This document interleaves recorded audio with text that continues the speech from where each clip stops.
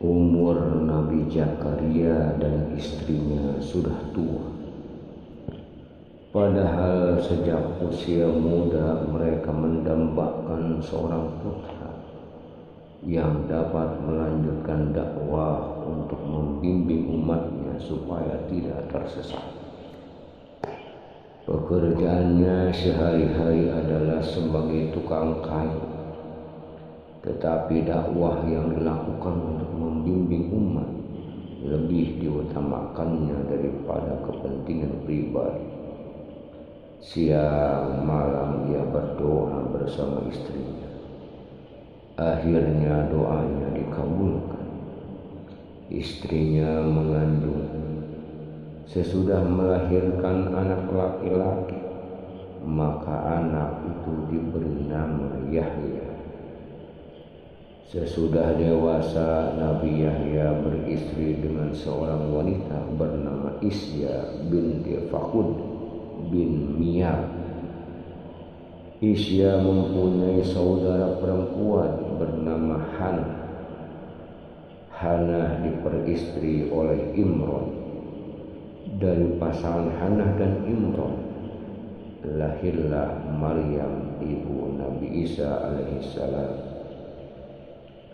Pasangan suami istri Hannah dan Imran sudah berusia lanjut, namun juga belum dikaruniai anak. Siang malam mereka berdoa. Akhirnya Allah mengabulkan doa. Hannah mengandung. Namun sayang, di saat Hannah mengandung, Imran meninggal dunia karena tidak mempunyai ayah. Sesudah bayi itu lahir, ia diasuh oleh Nabi Zakaria. Setelah terlebih dahulu diserahkan kepada Allah, yaitu diletakkan di Masjid Baitul Aqsa. Nabi Zakaria dan Nabi Yahya dikenal sebagai nabi yang gigih memperjuangkan agama Allah. Yahya dikenal sebagai seorang pembaptis, yaitu memandikan orang-orang berdosa yang bertobat di tepi sungai Yordan. Pemandian itu bukan berarti mencuci dosa, melainkan tanda orang tersebut bertaubat. Pada suatu hari Yahya mendengar bahwa Raja Herodus yang menguasai Palestina hendak mengawini anak tirinya yang bernama Herodia. Dalam syariat atau undang-undang kitab Taurat dan Zabur, mengawini anak tirinya itu tidak boleh atau haram hukumnya. Namun Raja Herodus yang sudah tergila-gila pada anak tirinya yang cantik jelita itu tidak peduli. Ia tetap bersikeras ingin mengawini. Herodia sendiri merasa kesenangan bila diperistri seorang raja. Ia seorang gadis yang haus kekuasaan dan harta benda. Tak seorang pun berani menentang kehendak raja itu. Namun Yahya yang pembastis segera tampil menghadap raja dan menyatakan keberatan bahwa perkawinan raja itu melanggar aturan agama dan amat dikutuk Tuhan. Seluruh istana pun gempar. Mereka setuju atas pendapat Yahya yang berasal dari kitab suci. Raja menjadi malu dan murka. Ia dan Herodia berusaha mencari jalan untuk membungkam mulut Yahya, atau kalau perlu membunuhnya sekali. Pada suatu hari Herodia datang menemui Yahya di rumah. Herodia berdandan sangat cantik. Ia mencoba merayu Yahya agar melakukan perbuatan mesum. Ia mengajak Yahya untuk berzina. Siapa tahu sesudah melakukan perbuatan nista itu, Yahya akan jadi penurut dan tidak lagi menentang rencana perkawinannya dengan Raja Herodes. Namun Herodia kejar. Walau ia telah bertelanjang bulat di hadapan Yahya, pemuda itu tidak tergoda, bahkan merasa jijik sekali melihat Herodia yang bejat moralnya itu. Ia mengusir Herodia dengan suaranya yang keras, seolah menggelegar di telinga Herodia. Herodia merasa malu sekali. Ia merasa terhina sekali, dan karenanya ia merasa dendam dan sangat benci kepada Yahya. Herodia langsung menghadap Raja Herodes dan berkata bahwa Yahya telah menghina. Sesungguhnya Yahya tidak setuju atas perkawinannya dengan sang raja adalah karena Yahya berpamrih ingin mengawini Herodia sendiri. Tadi Yahya telah berusaha memperkosa. Tentu hasutan Herodia yang tajam itu membakar kemarahan Raja Herodes. Ia segera memerintahkan bala tentaranya untuk memenggal kepala Yahya. Para tentara itu sebenarnya sangat keberatan, namun mereka diancam hukuman berat. Maka akhirnya dengan segala cara mereka dapat menemukan Yahya. Nabi yang soleh dan tegas pendiriannya itu dibawa ke penjara dan dipenggal lehernya. Inna lillahi wa inna ilaihi raji'un.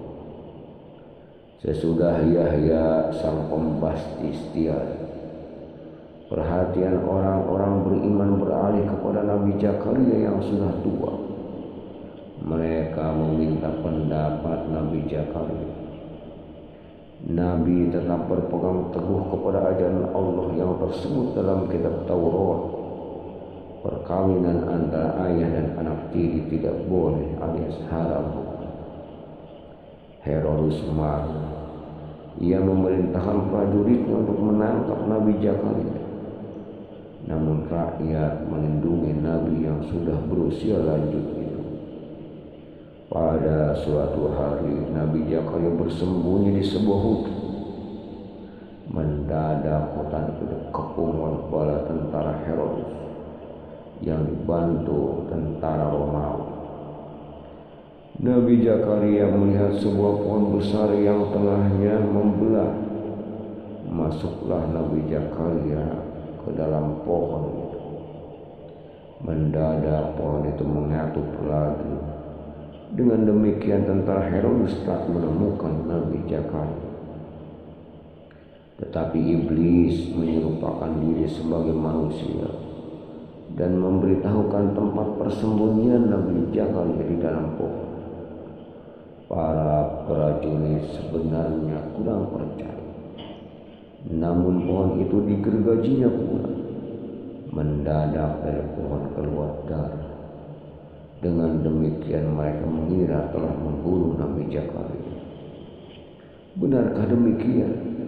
Hanya Allah yang Maha tahu apa sebenarnya yang telah menimpa nasib diri Nabi Zakaria alaihissalam. Maryam sejak kecil diasuh oleh mendiang Nabi Zakaria. Ia seorang gadis yang baik budi pekertinya. Sesudah menginjak usia dewasa, ia selalu mengurung diri di tempat ibadah, sama sekali tak pernah berhubungan dengan orang lain. Pada suatu hari Nabi Zakaria menengok Maryam di tempatnya. Ia terkejut melihat aneka buah-buahan berada di kamar itu. Maryam menjelaskan bahwa semua itu adalah karunia Allah Subhanahu wa Ta'ala. Nabi Zakaria percaya akan hal itu. Memang tidak mustahil Maryam yang suci, takwa dan tunduk pada perintah Allah itu mendapat karunia berupa makanan dari surga. Pada suatu hari Maryam kedatangan malaikat yang mengatakan bahwa ia akan mengandung dan melahirkan anak laki-laki yang nantinya akan menjadi nabi dan rasul. Maryam heran. Bagaimana bisa ia seorang perawi belum bersuami akan mempunyai anak? Malaikat menjawab bahwa jika Allah menghendaki sesuatu, cukuplah berkata, jadilah, maka kehendaknya pun jadi. Ternyata betul, tidak berapa lama kemudian Maryam hamil.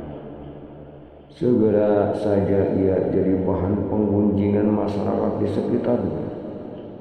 Ia dianggap telah berbuat serong dengan lelaki lain.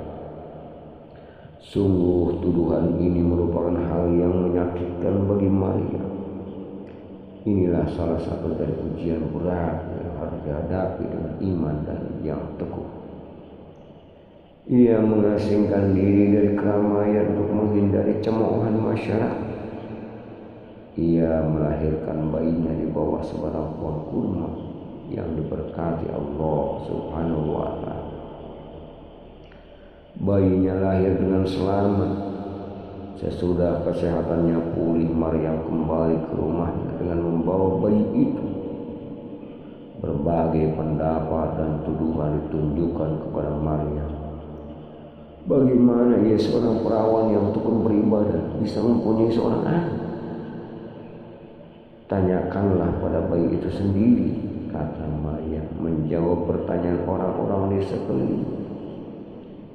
Walau merasa ragu dan menganggap Maryam tak waras, mereka bertanya pula kepada Isa, anak Maryam yang masih bayi.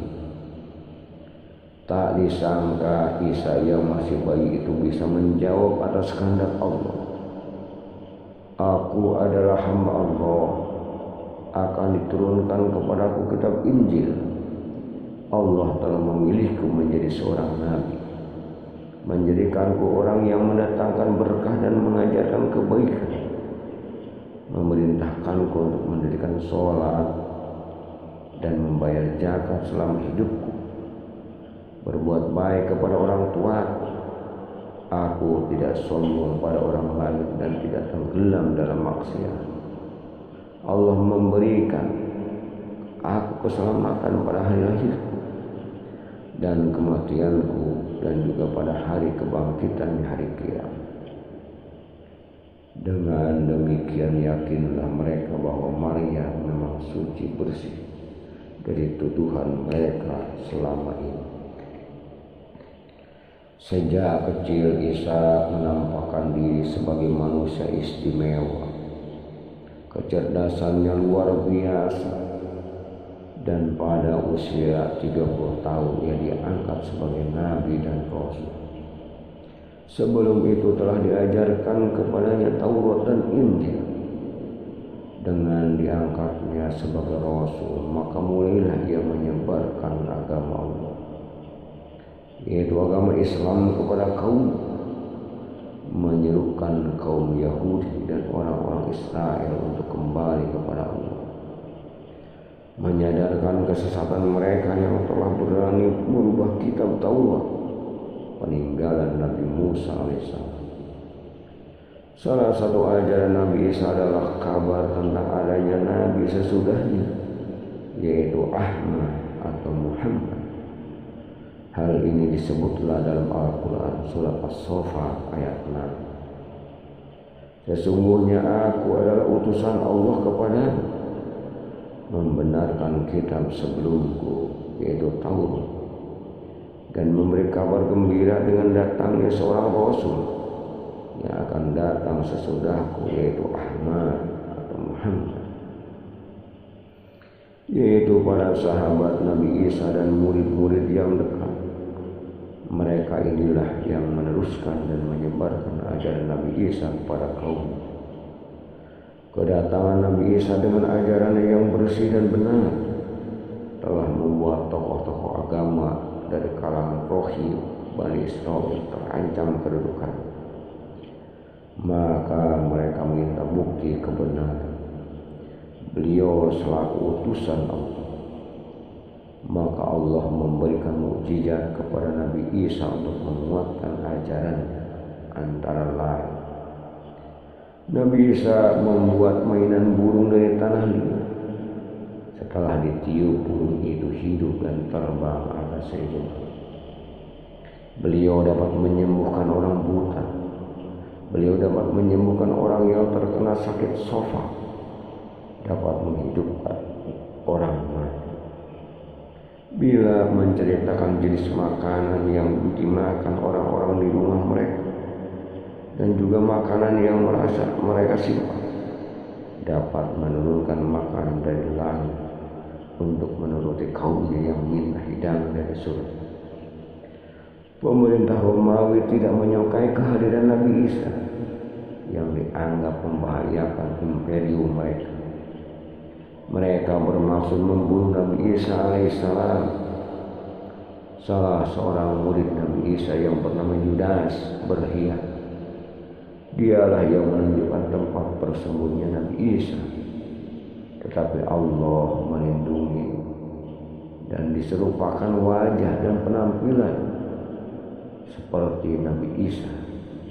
Maka Yudaslah yang diangkat, yang ditangkap dan disalib dan tentara Roma. Menurut hadis sahih, Nabi Isa akan diturunkan ke dunia lagi menjelang hari kiamat. Wallahu a'lam bishawab.